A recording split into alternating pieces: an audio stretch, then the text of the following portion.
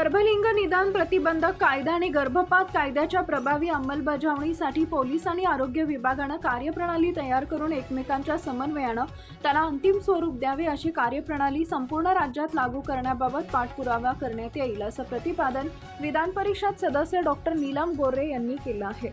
महाराष्ट्र विधानमंडळाच्या पावसाळी अधिवेशनावर पुणे, सातारा, सोलापूर जिल्ह्यातील बेकायदेशीर गर्भलिंग निदान आणि गर्भपात प्रकरणांविषयी विधान परिषदेत नियम 97 अन्वये उपस्थित केलेल्या आपत्कालीन सूचनेच्या अनुषंगानं सार्वजनिक आरोग्य मंत्री प्रकाश आंबेडकर यांनी विधान परिषदेवर सदस्य डॉक्टर गोरे यांच्या अध्यक्षतेखाली बैठकांचं आयोजन करण्याचं आश्वासन दिले होते।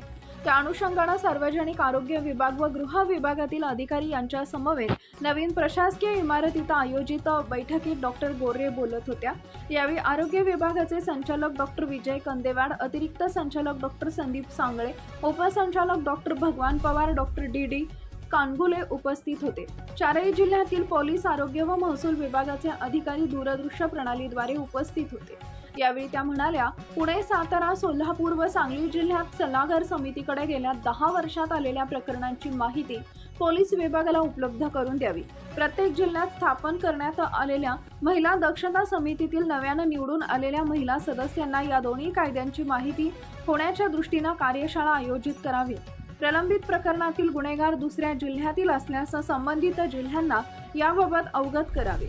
जिल्ह्यात घडणाऱ्या घटनांबाबत जिल्हा शल्य चिकित्सक आणि पोलीस विभागानं समन्वय ठेवावा अशा सूचना दिल्या।